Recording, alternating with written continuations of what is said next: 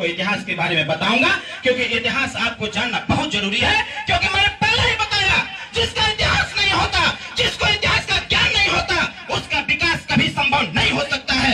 इसलिए आपको इतिहास जानना होगा। जो गद्दार बेईमान यह कहते थे कि राजभर समाज वो जाति होती है जो ताल में जाकर के चूहा मारने का कार्य करती है, ये गद्दार बेईमान राजभर समाज को अपमानित करते थे। वो यह कहते थे कि राजभर समाज वो जाति होती है जो नदी और नाले और पोखरे में जाकर के मछली मारने का कार्य करती है। जब इससे भी आगे जाते थे बेईमान गद्दार किस्म के लोग, तो ये कहा करते थे कि राजभर समाज वही जाति होती है जो रात को चोरी करने का कार्य करती है। अरे गद्दारों, यह बता दिया होते कि दुनिया में लड़ा गया महाभारत से भी महायुद्ध राजा सुहेलदेव राजभर ने पराक्रम दिखा करके इस देश को बचाने का प्रयास किया, यह गद्दार नहीं बताता है। इसलिए आपको इतिहास जानना बहुत जरूरी है। साथियों, राजा सुहेलदेव राजभर एक ऐसा नाम, राजा सुहेलदेव राजभर एक ऐसा नाम, आपके गांव के इर्द गिर्द में चौहान समाज के लोग रहते होंगे। मैं आपको बताना चाहता हूं, भगवान राम का नाम आपने सुना होगा। इस देश में मात्र 3 ऐसे लोग थे जो शब्दभेदी बाण चलाना जानते थे।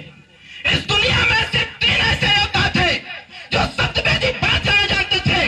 अगर पहला व्यक्ति का नाम आता है तो भगवान राम के पिता दशरथ का आता है, और दूसरा नाम आता है तो पृथ्वीराज चौहान का नाम आता है। अगर तीसरा नाम आता है साथियों, तो वो तीसरा नाम चक्रवर्ती सम्राट राष्ट्रवीर राजभर महाराजा सुहेलदेव का आता है। ये इतिहास बताने वाले लोग नहीं बताते हैं। मैं साथियों आपको बताना चाहूंगा, आज आप अपने आप को कमजोर समझते हो, आप अपने आप को कमजोर समझते हो कि हम तो मुट्ठी भर खाने वाले लोग बर्बाद हो गए। देखो, ओम प्रकाश राजभर ने पूरा ललकार किया। आज पूरा विश्व कहता है पीला गमछा देख करके कि जय सुहेलदेव पार्टी वाले लोग हैं, ओम प्रकाश राजभर के समाज वाले लोग हैं। अरे तब तक लड़ते रहेंगे जब तक पूर्ण रूप से उत्तर प्रदेश और देश की सियासत में भागीदारी स्थापित नहीं कर देते, तब तक हम लोग चैन से बैठने वाले नहीं हैं। मैं आपको साथियों बताना चाहूंगा, राजा सुहेलदेव राजभर उस समय जब वह विदेशी आक्रमण किया था, तो राजा सुहेलदेव राजभर की उम्र महज 13 साल थी। राजा सुहेलदेव राजभर बचपन से ही, जब उनका जन्म हुआ, उसी समय से ही उनको दैवी शक्ति प्राप्त हो चुका था, क्योंकि उनका जन्म बसंत पंचमी के दिन हुआ था। और बसंत पंचमी का दिन जो होता है वो सरस्वती माता जी के लिए कहा जाता है। ये बसंत पंचमी का दिन चक्रवर्ती सम्राट सुहेलदेव के जन्म पर मनाया जाता था। लेकिन साथियों, इतिहासकारों ने इस इतिहास को मिटा दिया। इस देश में जब हर तरफ अन्याय हो रहा था, इस देश को जब गुलाम बना दिया गया था, उसी समय इस देश को आजाद कराने के बीड़ा अगर किसी व्यक्ति ने उठाने का कार्य किया, इस धरती पर किसी ने कदम रखा, तो उसका नाम चक्रवर्ती सम्राट सुहेलदेव राजभर था। साथियों, विदेशी आक्रांता सोमनाथ मंदिर में प्रवेश करता है। सोमनाथ मंदिर जो हिंदुत्व के नाम पर सबसे बड़ा मंदिर कहा जाता है, देवी देवताओं द्वारा निर्मित किया गया था। सोमनाथ मंदिर को सबसे पहले वो व्यक्ति तोड़ता है, और सोमनाथ मंदिर को तोड़ते हुए उसको घमंड हो जाता है, उसको अभिमान हो जाता है कि जब देवताओं को मैं परास्त कर सकता हूं, तो मुझे पूरा विश्वास है कि जिस दिन मैं कूच करूंगा भारत की तरफ, पूरे भारत को कब्जा कर लूंगा, कोई हमसे नहीं लड़ सकता है। उसी दौरान साथियों, एक ऐसा विदेशी आक्रांता जब आता है, भारत में प्रवेश करता है, सोमनाथ मंदिर को तोड़ता है, और सोमनाथ मंदिर को तोड़ करके उसका खजाना लूटता है, उसके अवशेष को खंड खंड कर देता है, और करने के बाद वहीं से संकल्प लेता है कि जब तक पूरे भारत को गुलाम नहीं बना देता, जब तक पूरे भारत में धर्म परिवर्तन नहीं कर देता, तब तक मैं वापस जाने वाला नहीं हूं। लेकिन साथियों, उसी बीच में एक ऐसी घटना का गठन होता है, एक ऐसी घटना घटित होती है। वह व्यक्ति सोमनाथ मंदिर को तोड़ते हुए, उधर से तमाम ऐसे चक्रवर्ती राजाओं को परास्त करते हुए, पूरे बनारस को हराते हुए जब इसी रास्ते से निकलता है, काउंटिंग में आता है कि 321 राजाओं को व्यक्ति परास्त करता है, और 321 राजाओं की सेना को लेकर के, उनके सौहार्द को लेकर के, उनके तमाम प्रकार के हथियार को लेकर के जब व्यक्ति प्रवेश करता है बहराइच की तरफ, तो उस समय राजा सुहेलदेव राजभर की उम्र लगभग 22 से 23 साल हो जाती है। साथियों, राजा सुहेलदेव राजभर 18 साल की उम्र में ही राजा बन चुके थे। राजा सुहेलदेव राजभर, आपको जान करके आश्चर्य होगा कि 18 साल का आज का नौजवान यह भी नहीं जानता होगा कि हमारे वंशज कौन थे। लेकिन साथियों, राजा सुहेलदेव राजभर 18 साल की उम्र में राजा बन चुके थे, और 18 साल की उम्र में उनकी पराक्रम की गाथा पूरे विश्व में धीरे धीरे फैल रहा था। उसी बीच में घटना घटित होती है, नेपाल में में प्रवेश कर जाएंगे और जैसे ही नेपाल में प्रवेश करेंगे पूरे नेपाल को हम धर्म परिवर्तन करा करके गुलाम बना लेंगे। उसी दौरान राजा सुहेलदेव राजभर को चुनौती जाता है। इस विदेशी आक्रांता की वीरता, इस विदेशी आक्रांता की वीरता की गाथा हर एक राज दरबार में हो रही थी कि एक विदेशी आक्रांता आया हुआ है, उससे कोई नहीं जीत सकता है। तमाम लोग लड़ाई लड़ने से पीछे हट जाते थे। उसी दौरान साथियों राजा सुहेलदेव राजभर के दरबार में एक चुनौती जाती है कि ऐ राजा सुहेलदेव राजभर, हमने 321 राजाओं को परास्त कर दिया है, हम तुमको बच्चा समझते हैं। मुझे जानकारी प्राप्त हुआ है कि तुम्हारी उम्र 22 साल है। मैं चाहता हूं कि तुम पूरी अपनी प्रजा को लेकर के मेरे चरणों में आके घुटना टेक दो, मैं तुमको माफ कर दूंगा। तुम हमारा धर्म स्वीकार कर लो, मैं तुमको माफ कर दूंगा। और राजा सुहेलदेव राजभर ने उसी क्षण विचार किया कि 321 राजा परास्त हो सकते हैं, लेकिन चक्रवर्ती सम्राट राष्ट्रवीर राजभर महाराजा सुहेलदेव राजभर यह प्रण लिया कि हम घुटना उसके सामने नहीं टेक सकते हैं। साथियों राजा सुहेलदेव राजभर जब उनको प्रस्ताव मिलता है युद्ध का, तो राजा सुहेलदेव राजभर पूरे उत्तर प्रदेश नहीं, पूरे 585 राजाओं में से कुछ राजाओं को प्रस्ताव भेजते हैं कि भाई हमारे देश की संस्कृति और सभ्यता खतरे में हो गई है, हमारे देश की महिलाएं खतरे में हैं, हमारे देश के छोटे छोटे नौनिहाल के बच्चे खतरे में हैं, हमारे देश का युवा खतरे में है। राजा सुहेलदेव राजभर जी का प्रस्ताव राजाओं के पास जाता है। जब राजाओं को यह पता चलता है कि उसी से युद्ध करना है जिसने 321 राजाओं को परास्त कर चुका है, जिसने भारत देश के 3 हिस्से को कब्जा कर रखा है, उससे युद्ध करना है, राजा सुहेलदेव राजभर के प्रस्ताव को ठुकरा दिया जाता है राजाओं के माध्यम से। राजा सुहेलदेव राजभर चिंतन करते हैं, मनन करते हैं कि राजभर समाज कभी भी किसी के सामने घुटना नहीं टेका है, इसलिए राजा सुहेलदेव राजभर घुटना टेकने वाला नहीं है। राजा सुहेलदेव राजभर ने अपने राजाओं को, जो स्वजाति बंधु के राजा थे, उन लोगों को प्रस्ताव देते हैं कि अरे देखो देश पे खतरा मंडरा रहा है, अगर तुम लोग खड़े होकर कैसे गद्दार को टुकड़े टुकड़े नहीं किए तो पूरा भारतवर्ष खतरे में हो जाएगा, भारत माँ के का खून बहेगा, भारत माँ के शरीर पर लोग रौदने का कार्य करेंगे। राजा सुहेलदेव राजभर के प्रस्ताव को 21 राजाओं ने स्वीकार किया और 21 राजाओं में सबसे ज्यादा राजभर राजा थे। एक पाल समाज का था, एक विश्वकर्मा समाज का था, एक निषाद समाज का था। ये 21 राजा मिलकर के नानपारा के मैदान में 12,500 सैनिक लेकर के 2.5 लाख गद्दारों से लड़ने का कार्य किया। महाभारत और रामायण से भी बड़ा महायुद्ध हुआ और 22.5 दिन के महायुद्ध के बाद उस आताताई लुटेरा जो विदेशी आक्रांता था, उसको गाजर और मूली की तरह काट करके 32 किलोमीटर दूर कुटला नदी पड़ता है। उस पूरे कुटला नदी में साथियों खून की गंगा बहाने का कार्य अगर किसी ने किया था तो उसका नाम चक्रवर्ती सम्राट राष्ट्रवीर राजभर महाराजा सुहेलदेव। साथियों आपको मैं बताना चाहूंगा 10 जून 1034 ईस्वी को मैं आपको बताना चाहूंगा रामायण का जो राम और रावण का युद्ध हुआ था, राम और रावण का युद्ध मात्र 7 दिन तक हुआ था। यहीं पर साथियों महाभारत हुआ था।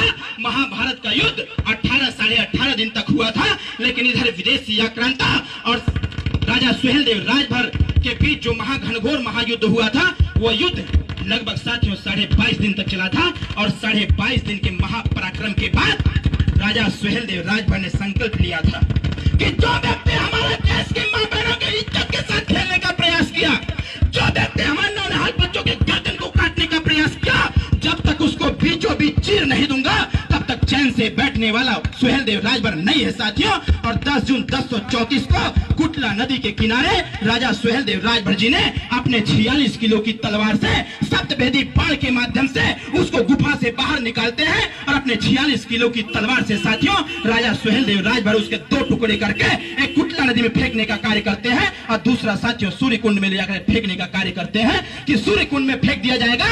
उसमें आग इतना ज्यादा रहता था, एक उसमें जल जाएगा और दूसरा कुटला नदी में जाकर के समा जाएगा। और साथियों इस प्रकार से राजा सुहेलदेव राजभर ने हिंदू धर्म की स्थापना किया, मातृत्व को स्थापित किया, माता और बहनों की इज्जत को बचाने का प्रयास किया, इस देश में धर्म को स्थापित करने का प्रयास किया, इस देश को स्वतंत्र करने का प्रयास किया। लेकिन चंद इतिहासकार जो चाटुकार इतिहासकार होते थे, उन इतिहासकारों ने राजा सुहेलदेव की वीर गाथा, राजा सुहेलदेव की शौर्य गाथा, राजा सुहेलदेव की वीरता का वर्णन किसी इतिहास में करने का कार्य नहीं किया। साथियों कुछ इतिहासकारों का कहना है कि राजा सुहेलदेव राजभर की वीरता, राजा सुहेलदेव राजभर का पराक्रम साथियों उत्तर से लेकर दक्षिण तक, दक्षिण से लेकर पूरब से लेकर पश्चिम तक हुआ करता था।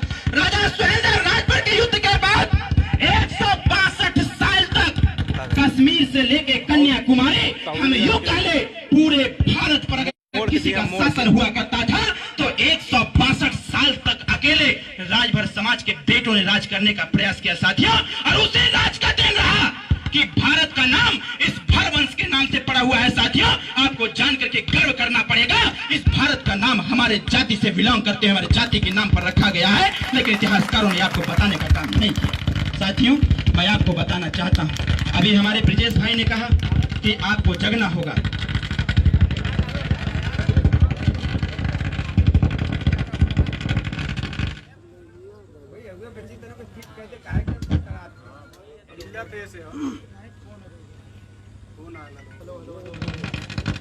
हेलो,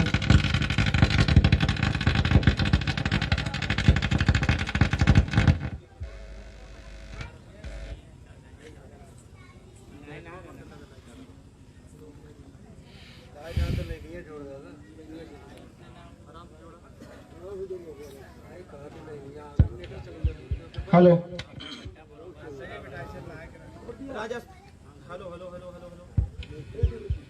हेलो, ठीक है, छोड़। हेलो हेलो हेलो हेलो, बस ठीक। मैं आपको जाते जाते एक बात जरूर बताना चाहूंगा।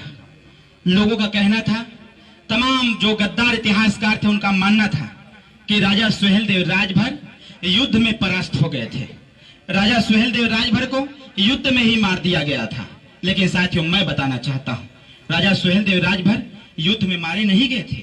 जिसको आज हम लोग कैंसर कहते हैं, वो कैंसर जैसे बीमारी से पीड़ित होकर के उनकी मृत्यु हो गई थी, वीर गति को प्राप्त हो गए थे। लेकिन साथियों, आपको बताना चाहता हूं, आज हमारी आपकी दुर्दशा ऐसी क्यों हो गई? सबसे बड़ा प्रश्न कि आखिर हमारी आपकी दुर्दशा ऐसी कैसे हो गई? अगर आपके दिमाग में होगा कि जो विदेशी आक्रांता आया हुआ था उसके द्वारा हुआ है, तो अपने दिमाग से निकाल दीजिएगा, अपने दिमाग से निकाल दीजिएगा। आपकी दुर्दशा का कारण कोई दूसरा नहीं बल्कि आपके इसी देश का रहने वाला वो आपका भाई है, जो अंग्रेजों के साथ मिलकर के अपनी योजनाओं को बनाने का कार्य करता था, जो आज साथियों जमींदार के नाम से जाने जाते हैं, कल के वो गद्दार कहे जाते थे। जो जमींदार के नाम से जाने जाते थे, जिनके पास 1000, 2000, 500, 100, 200 बीघा जमीन होगा, वो कल गद्दार के नाम से जाने जाते थे। इतिहास जैसे समय अपने आप को बदलता है, वैसे इतिहास भी अपने आप को बदल लिया। आज वो साथियों जमींदार हो गए, आज वो कल के जमींदार थे, आज वो क्या हो गए? आज वो गद्दार हो गए। भारतीय संविधान का अनुच्छेद कहता है, इस देश में ये राजभर वंश में पैदा होने वाले हर एक बालक, हर एक बच्चा जनजात अपराधी कहा जाएगा। क्यों जनजात अपराधी? क्यों? आज आपको चोर कहा जाता था, क्यों? आपको लुटेरा कहा जाता था, क्यों? मैं आपको बताना चाहता हूं, जब महाभारत का युद्ध बीत गया था तो अर्जुन को अपने वीरता पर बड़ा घमंड हो गया था। कृष्ण भगवान ने अर्जुन से कहा कि अर्जुन, अभी तुम्हारी महाभारत है जो है तो वीरता की जो एक तुम मिसाल लेके घूम रहे हो, अभी ये पूर्ण वीरता का परिचय नहीं है। तुमको तीन परीक्षा से गुजरना पड़ेगा। अर्जुन ने कहा, वो कौन सी परीक्षा होगी? अर्जुन को बताया जाता है कि तुम अपने रथ को संभाल लो। जैसे ही हनुमान जी का झंडा उतारा जाता है वैसे ही रथ ब्लास्ट हो जाता है। उसके बाद दूसरा उनका था जो परीक्षा होती थी, एक शिव मंदिर में शिवलिंग था, उसको स्पर्श करना था। शिव मंदिर में शिवलिंग था, उसको स्पर्श करना था, और जैसे ही स्पर्श करने का प्रयास किया तब तक वहां पर एक जहरीला सांप आता है और उनकी सांप से युद्ध होता है, वहां भी वो पराजित हो जाते हैं। उसके बाद कृष्ण भगवान उनको बताते हैं, क्योंकि अर्जुन ने महाभारत के युद्ध के 17वें दिन ही कह दिया था कृष्ण भगवान से कि आप हमारे युद्ध में कोई छल नहीं करेंगे, और 17वें दिन के युद्ध की बात कृष्ण भगवान ने स्वीकार कर लिया था, क्योंकि उनको पता था कि इस बार महाभारत ये जीत रहा है। और साथियों, जब वो अपने 21 रानियों के साथ, अर्जुन अपने 21 रानियों के साथ जब जंगल के रास्ते से गुजरते हैं, तो जंगल में अगर 21 रानियों को गुलाम बनाने का, उनको बंधक बनाने का और अर्जुन से द्वंद्व करने का किसी ने प्रयास किया था, तो उसका नाम भरवंश था, जिसको आज शुद्ध रूप से राजभर कहा जाता है। अर्जुन भी अगर हारा है तो राजभर समाज से हारा है। मैं साथियों आपको बताना चाहता हूं, ये राजा सुहेलदेव राजभर अपने सेना को, अपने सेना नायक को और अपने प्रजा को ज्ञान दिया करते थे कि देखो, हमारी तलवारें तब उठेंगी जब ये देश के खतरे में होगा, जब देश की भारत भूमि खतरे में होगी, जब देश की संस्कृति सभ्यता खतरे में होगी, तब हमारी तलवार उठेगी, नहीं तो तलवार कभी भी तुम्हारे भाई के ऊपर नहीं उठना चाहिए। और साथियों, राजा सुहेलदेव जी की बात को मानते हुए जब युद्ध होता है, राजा सुहेलदेव राजभर की मृत्यु होती है 162 साल के बाद, जब यहीं के राजाओं ने छल के द्वारा जब ये देखा कि जब तक क्योंकि इतिहास गवाह है, उसमें लिखा गया था, इतिहास में लिखा भी गया है कि जब तक इस सृष्टि पर ये नागवंशी क्षत्रिय राजभर जिंदा रहेगा, जब तक इस सृष्टि पर ये नागवंशी क्षत्रिय राजभर जिंदा रहेगा, तब तक भारत देश को कोई गुलाम नहीं बना सकता है। और साथियों, मैं बताना चाहता हूं, राजा सुहेलदेव राजभर की मृत्यु के बाद यही के लोगों ने आपके साथ छल किया, यही के लोगों ने आपके साथ छल किया, क्योंकि राजा सुहेलदेव राजभर का दिया गया वचन हर एक प्रजावासी, हर एक राजभर समाज का बच्चा उसको स्वीकार करता था। और यही के लोगों ने चढ़ाई कर दिया, अपने राज्य पर चढ़ाई कर दिया। और जैसे जैसे चढ़ाई करते चले गए साथियों, वैसे वैसे समाज अपनी तलवार न उठा करके वो कदम पीछे हटाता चला गया और अपने राज्य को छोड़ करके वो जंगल में जाके चला गया। जंगल में गया, मैं इस बात को सिद्ध कर दूंगा कि आखिर हमको चोर क्यों कहा जाता था, आपको मछली मारने वाला व्यक्ति क्यों कहा जाता था, आपको जिंदा शिकार खाने वाला क्यों कहा जाता था। इसको मैं अभी लाऊंगा आपके सामने। जैसे जैसे साथियों, यहाँ के राजाओं के द्वारा जब हमारे राज्यों पर अटैक किया जाता है, आक्रमण किया जाता है, तो हमारे राजभर समाज के जो राजा हुआ करते थे, अपने आप को बचाने के लिए, क्योंकि राजा सुहेलदेव राजभर ने कहा था कि कभी भी आपकी तलवार तब उठेगी जब देश खतरे में होगा, देश की मातृभूमि खतरे में होगी, देश की संस्कृति सभ्यता खतरे में होगी, तब आपकी तलवार उठनी चाहिए। और साथियों, इसी बात को याद करते हुए, इसी बात को स्मरण करते हुए हमारे इसी देश के अपने स्वजाति राजाओं ने अपने कदम को पीछे हटाना चालू किया और पीछे हटाते हटाते वो जंगल में चले गए। समय बीतता चला जाता है, जंगल में लोग अपना जीवन यापन करते हैं। यहाँ इतने लोग हैं, आप बताइए, जो व्यक्ति जंगल में रहेगा वो पत्ती खा के तो नहीं जिंदा रहेगा? बोलिए, पत्ती खा के नहीं जिंदा रहेगा, वो टहनी खा के जिंदा रहेगा। अब क्या करते थे लोग, पहले भौगोलिक दृष्टिकोण से जब भी कोई नदी निकल पड़े, साथियों, वाले लोग जब अनाज नहीं मिलता था तो जिंदा मछली खाने का कार्य करते थे। जंगल में रहने वाले खरगोश जो कुछ मिल जाता था उसको खा करके अपना जीवन यापन करते थे, अपने बच्चों का पेट की पूजा करते थे, अपने बच्चों को खिलाने का व्यवस्था में कोई रास्ता नहीं हुआ करता था। जब भी जंगल के रास्ते से कोई भी हथियार जाता था, किसी राजा के पास या किसी राज्य में अनाज जाता था, आभूषण जाते थे, वस्त्र जाते थे, तो राजभर समाज के जो जंगल में रहा करते थे उसको लूट लिया करते थे, जबकि तमाम सैकड़ों हजार सेनाओं के साथ उनकी खाद्य सामग्री जाती थी, उसके बावजूद हजार सेनाओं को परास्त करते हुए ये हमारे नागवंशी क्षत्रिय राजभर समाज के लोग उसको लूट लिया करते थे। उसके बाद धीरे धीरे पता चलता है कि जंगलों में लुटेरा आ गए हैं, जंगलों में कौन लोग हैं जो यहाँ के स्थानीय राजा थे, जिन लोगों ने हमारे राज्य पर कब्जा कर लिया था, उन लोगों को पता चलता है कि हमारे सेना को अगर कोई परास्त कर सकता है तो उसका नाम नागवंशी क्षत्रिय राजभर है। और बड़ी चालाकी के साथ साथियों उन्होंने क्या किया कि पूरे जंगल में आग लगा दिया, पूरे जंगल में आग लगा दिया। और आग लगाने के दौरान भाला लेकर के सैनिकों को भेज दिया गया जंगल में कि जो भी मिल जाए उसको काटो। और साथियों, एक आदेश जारी किया गया था उसी दौरान कि जो भी सैनिक जितने नागवंशी क्षत्रियों का सर काट करके लेकर के हमारे पास आएंगे उसको उतना बड़ा उपहार दिया जाएगा। और साथियों, यही आदेश उस जंगल के लिए दिया गया। पूरे जंगल में आग लगा दिया गया और आग लगाने के उपरांत जो जंगल में हमारी गर्भवती महिलाएं थी, छोटे छोटे बच्चे और बच्चियां थी, कुछ नौजवान थे, कुछ लोग लड़ते रहे, बाकी जंगलों में सेनाओं को परास्त करते हुए जंगल से बाहर निकल जाते हैं। और जंगल से बाहर निकल करके वो पहाड़ों के किनारे चले जाते हैं, नदियों के किनारे चले जाते हैं, तालाब के किनारे चले जाते हैं, गुफाओं में जाके छिप जाते हैं, इस जंगल को छोड़ करके दूसरे जंगल में चले जाते हैं। साथियों, आज जैसे हम लोग हैं, बनारस में है पूरे उत्तर प्रदेश की आबादी, हम यूं कह ले पूरे देश की आबादी, पूरे देश की आबादी हम 3.5 करोड़ की जनसंख्या में हैं, लेकिन बटे हुए हैं।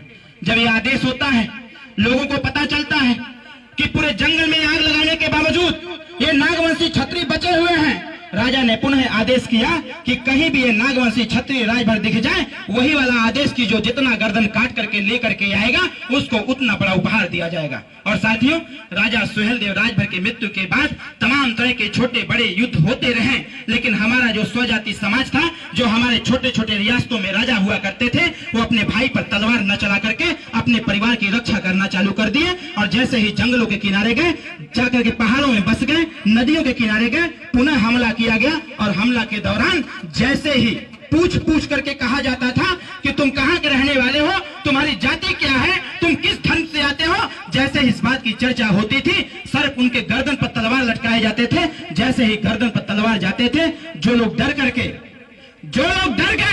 उन लोगों ने अपने आप को पासी साबित कर दिया। जो लोग डर गए, कुछ लोगों ने अपने आप को दूसरी जाति बता दिया। जो लोग डर गए, कुछ लोगों ने मुस्लिम धर्म स्वीकार कर लिया। और जो लोग डट करके लड़ते रहे, आज साथियों इस पृथ्वी पर अगर विचरण करते हुए कोई पाया जाता है तो अकेले राजभर समाज पाया जाता है, जो डंके की चोट पर लड़ाई करता रहा।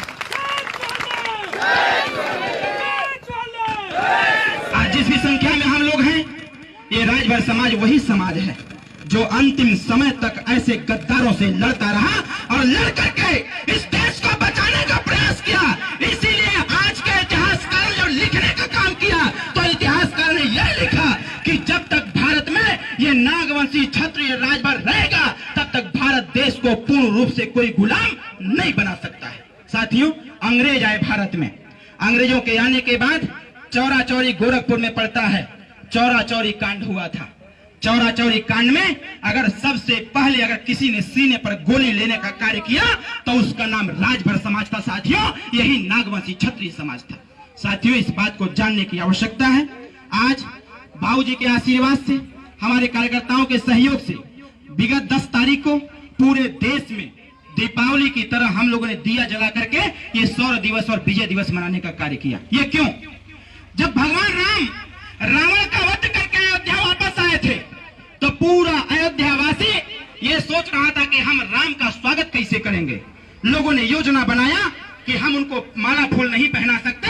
उन्होंने एक योजना बनाया कि हम दिया जला करके भगवान राम का स्वागत करेंगे। उसी तर्ज पर राजा सुहेलदेव राजभर की विजय दिवस, जो 10 जून 1034 को विजय प्राप्त किए थे, इसलिए हर 10 तारीख को, इस बार के बाद आने वाले हर 10 तारीख को पूरे देश में राजा सुहेलदेव राजभर के नाम पर, उनकी शौर्य दिवस के नाम पर, उनके विजय दिवस के नाम पर आने वाले युगों युगों तक जो ओम प्रकाश राजभर ने सुझाव दे दिया, जो ओम प्रकाश राज ने विगत 10 तारीख को दिया जला दिया, आने वाले युगों युगों तक साथियों ये दिया इसी प्रकार से जलता रहेगा। और सुहेलदेव राजभर का इतिहास ऐसे ही साथियों आगे बढ़ता रहेगा और समाज आगे बढ़ता रहेगा। इसलिए भाइयों, रात्रि बहुत ज्यादा हो गई है और मुझे अभी शादी में भी जाना है। हमारे गांव से एक बारात गई हुई है, उसमें हमें पहुंचना बहुत नितांत आवश्यक है। फिर भविष्य में आपसे हमें अवसर मिलेगा आपसे बात करने के लिए। ये जान लीजिए कि इतिहास का मात्र एक अध्याय था। ये इतिहास का एक शॉर्टकट में अध्याय था। अगर इतिहास पर मैं बोलना चालू कर दूं तो कम से कम 5 से 7 घंटा में इतिहास पर बोलूंगा। अगर 7 घंटा में इतिहास को बता दिया तो उसी दिन हमारा राजभर समाज अपने हाथ में तलवार उठाएगा, अरे साबित कर देगा ये देश हमारा, ये भूमि हमारी, इतिहास हमारा। और जब तक राजभर समाज जिंदा रहेगा इसको अपमानित नहीं होने देगा। इस बात को लेकर के आपको साथियों सोचना पड़ेगा और विचार करना पड़ेगा कि लोकतंत्र में सबसे बड़ी ताकत अपनी वोट होती है। अगर आपके गांव का प्रधान राजभर होगा, जिला पंचायत राजभर होगा, क्षेत्र पंचायत राजभर होगा, आपका विधायक राजभर होगा, तभी साथियों उत्तर प्रदेश की कुर्सी पर राजभर का बेटा मुख्यमंत्री होगा। साथियों, जिस दिन राजभर का बेटा मुख्यमंत्री होगा उस दिन 1009 साल का इतिहास दोहरा दिया जाएगा और वही नारा लगाया जाएगा, इस देश में अगर हम लोग हैं तो हमारा भी अधिकार और हिस्सा मिलना चाहिए, और नहीं तो महाभारत और राजा सुहेलदेव से भी बड़ा महायुद्ध इस देश में छिड़ना चाहिए लोकतांत्रिक प्रणाली के माध्यम से। इसलिए साथियों, मेरा आपसे निवेदन होगा, इतिहास आपका तभी जगेगा जब आपके बच्चे शिक्षित होंगे।